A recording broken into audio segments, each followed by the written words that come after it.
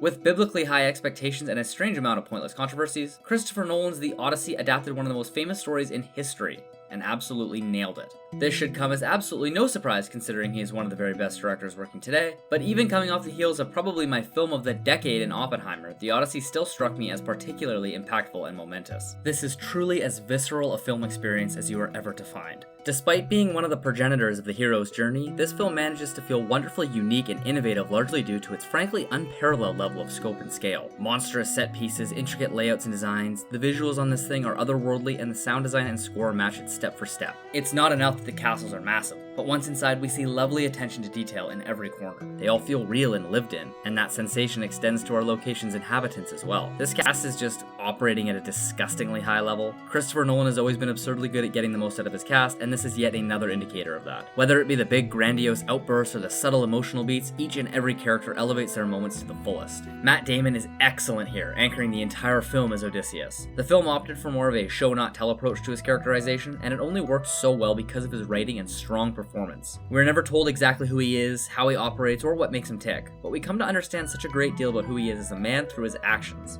Perfect. Anne Hathaway is as great as always. Her character felt far more complex than her screen time would suggest. Her line deliveries struck me on numerous occasions. Speaking of line deliveries though, Robert Pattinson simply refuses to miss. It takes a little longer for his performance to come online, but once he hits his full slimy stride, he is just a delight to hate. Still so charming somehow. I left the theater thinking he was extremely good as always, then a day or two later I started considering this one of his finest performances, and now I'm at the point where I think he might have been the very best part of this movie. So many of his line deliveries have just stuck with me, and even more bits of his dramatic physicality. What a little weasel, I love him so much. Elliot Page is at the center of a lot of controversy for stupid, pointless reasons, but his first major scene was totally fine where he died alongside the beach, but his later scene, appearing as an undead shade in Hades, holy fuck man, that shit was good. Give the costume department and the entire set design people a lot of credit, but Page takes this brief scene and absolutely steals the show. Hauntingly impactful, honestly one of the film's very finest moments of tension and atmosphere. Tom Holland's also here, and he's really good. His role is written to be a bit more calm and passive in contrast to his father, and I think he pulls that off beautifully. He never really gets any moments to shine, but he was perfectly believable, effective when needed, and he anchored his own narrative quite nicely. It's just a bit unfortunate that his narrative surrounding Ithaca was a fair bit weaker than his father's epic journey home, and I felt this way right from the beginning. One of my only real critiques with this film likely occurred during those opening sequences, and I'm really curious if a second viewing would confirm or alter my perception. It's not that it's bad, far from it. Just when compared to literally every single thing that followed, I felt it a bit more disjointed than I would have liked. The introduction into this world wasn't as seamless as I felt it could have been. The modes of exposition were a tad clunky. We spend a fair chunk of time on Ithaca with Telemachus and Penelope, and it's intriguing to be sure. The designs and visuals are phenomenal. But where some films can drop you directly into a world and allow you to play catch-up, I found this one stumbled a little bit. We never got a more intricate view into Ithaca, we never learned much about it at all aside from what's established immediately, the obsequious suitors of it all. As we went along, however, the language this film spoke started to click more and more, and all the time we spent away from Odysseus really enhanced our scenes to come, which of course makes perfect sense. I never doubted that they would be important, I just didn't love the way they thrust us into this world.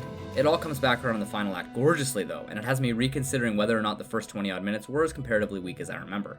A rewatch is must needed. Once we really delve into Odysseus' journey, this film turns from really good to on another fucking level. It just kicks things up several notches and utterly refuses to offer us any reprieves. Polyphemus' island was a masterful extended sequence that really let us sit with the claustrophobia and hopelessness of it all. The wonderful design on the Cyclops resulted in him being a strange combination of grotesque, intimidating, and frankly sort of pitiable. The Lystragonians received roughly zero lore or exposition, and they required even less because the rule of cool was on full display. They did this shit with practical effects, and it just could not have looked better. I even love the way they showed just how fucking horrifying and hopeless the vast open ocean could be, even before we got into the eldritch abominations of it all. Circe's Island was done oh so well. It worked great on every level, from sheer spectacle to an exploration of the film's more nuanced themes, and it was a pretty pivotal point in Odysseus' standing with his crew. We already spoke briefly about the shades on Hades, but oh my god was that ever magnificent. First sign-on, but then also our only real brief glimpse into Agamemnon as a character. I love the choice to use his original, very unimposing voice. It created a wonderful contrast with his look, and it worked great to convey the themes the film would obviously strongly utilize in Odysseus' return home. And before we jump past it, how sick was Agamemnon's design? Him standing in the center as his troops invaded Troy?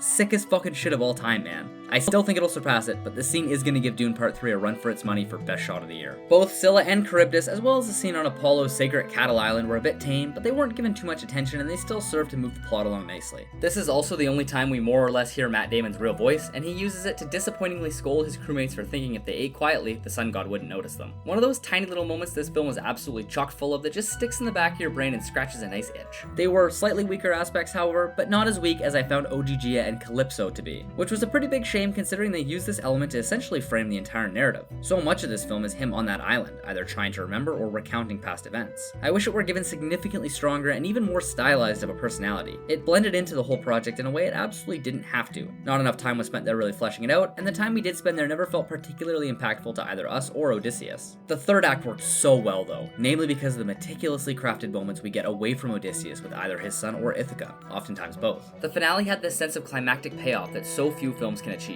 one truly befitting a 3-hour fantasy epic. The emotion, the brutality, it was all just stunning. This film came full circle in so many compelling ways, from simple things like Argos the dog and the bowstring to Athena, his time in Troy, Zeus's law. Revisiting the Battle of Troy at various points, recontextualizing it each time as it goes from a sick-ass battle scene to something so much darker, rhyming yet again as it incorporates the heavy themes surrounding Athena that have been echoed and shown throughout. Everything with the Trojan horse, Troy, and Athena herself was just fucking brilliant. Was it a pretty overt ripoff of Sea of Monsters? Technically, it's pretty hard to argue it wasn't, but if you're gonna emulate anything, it may as well be something as perfect as Percy Jackson, right? It was almost as good, too. Honestly, considering it's the weakest book, I think this film might have been even better. But just barely. Now do the Iliad, Christopher. The atmosphere of this film is the stuff of legend. The sound design, the visuals. Yeah, seeing an opening night in IMAX with a packed theater absolutely gave this film the best chance to thrive possible. But holy fuck, is this ever the truest epic there has ever been. The sets are intentionally massive, the obstacles in everyone's way are larger than life, many impossible to overcome in any way other than outright fleeing. Every performance is generational, nearly every sequence had enough going for it to be someone's standout from the entire story. I simply cannot think of a better 3-film run than the one Nolan is on right now. This absolute masterpiece, a work of art on a grander and more ambitious scale than basically any film in history. Oppenheimer, comfortably my pick for greatest film of the decade, and Tenet, one of the great misunderstood projects of our time that thankfully has many, many ardent defenders and supporters of its unique vision and style. One day everyone will see things the way we do, my beloved. But until then, thanks a lot for watching. I sincerely hope you enjoyed. Please consider subscribing if you like this sort of stuff and want to help support the channel. It goes a long way. I'd love to more formally rank all of Nolan's filmography here with a video, and things like comments and likes would help convince me that's a wise idea. I'm probably gonna do it regardless, but still, thanks again. Take care, and see you next time.